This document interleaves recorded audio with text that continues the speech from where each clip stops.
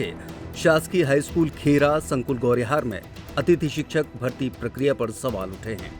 विद्यालय के प्रभारी प्राचार्य स्वयं प्रकाश शिवहरे पर भर्ती प्रक्रिया को फर्जी तरीके से पुनः संचालित करने का आरोप लगाया गया है।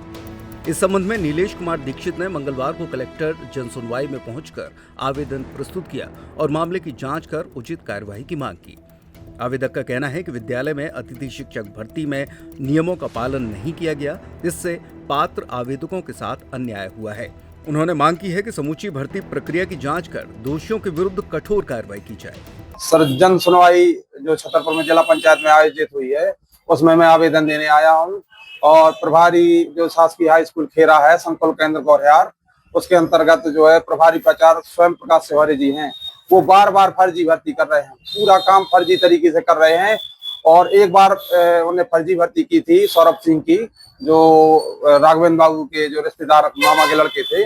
तो मैंने 2 बार जन सुनवाई में आवेदन भी दिया सटाई में और छतरपुर में, तो उनके हटा तो दिया गया अतिथि शिक्षक को, जांच करवाई गई डीओ साहब द्वारा, तो फर्जी भी पाई गई भर्ती, तब तो उसको हटाया गया वहां पद से। 17 तारीख को रिलीव कर दिया गया उसको और 4 दिन की वेतन भी जनरेट कर दी गई 1867 रुपए सर। लेकिन प्रभारी के खिलाफ कोई कार्रवाई नहीं हुई। जब कार्रवाई नहीं हुई तो उसने दोबारा भर्ती भवानी दीन प्रजापति की कर दी, जिसके अंक 207 हैं और मेरे सर 210.78 है और जिला मेरिट में 60वां स्थान है।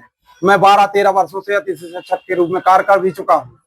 तो हम ये चाह रहे हैं कि प्रभारी के खिलाफ कार्रवाई हो, भर्ती को निरस्त किया जाए और जो दोषी हो उनके खिलाफ कार्रवाई करके और मेरी भर्ती करवाई जाए। प्रभारी से बात हुई थी सर, तो वो कह रहे थे जिसको तुम्हें सुनाना हो सुनाओ और मुझे कोई मतलब नहीं है, चाहे कलेक्टर साहब के पास जाओ चाहे डीओ साहब के पास जाओ, मेरे सब आदमी सब जगह बैठे हुए हैं, तुम चाहे जहां तक सुना लो, सागर भी चले जाओ तो वहां भी मेरे आदमी है, मुझे पता है कि कैसा सिस्टम है। तो इस तरीके से वो धमकी भी दे रहे हैं कि जब तक मैं पद में रहूंगा जब तक नहीं मैं तुम्हें भर्ती होने दूंगा। तो सर इसके लिए मैं आवेदन आया हूँ, बार बार कलेक्टर साहब महोदय से निवेदन कर रहा हूँ, बार बार आ रहा हूँ, पैसे लगा के आ रहा हूँ वहां से। और सर 2019 लिख दिया है उसमें कि 2023-24 तक कार्य करता रहा, जबकि अप्रैल 2024-25 का मेरे पास अनुभव है। और उसी के आधार पर लोक शिक्षण का जो आदेश आया था 18/9/25 को, उसमें लिखा था कि 24-25 वाले को बुलाया जाए, जिसका जिला विकास खंड की मेरिट सूची में नाम होना चाहिए।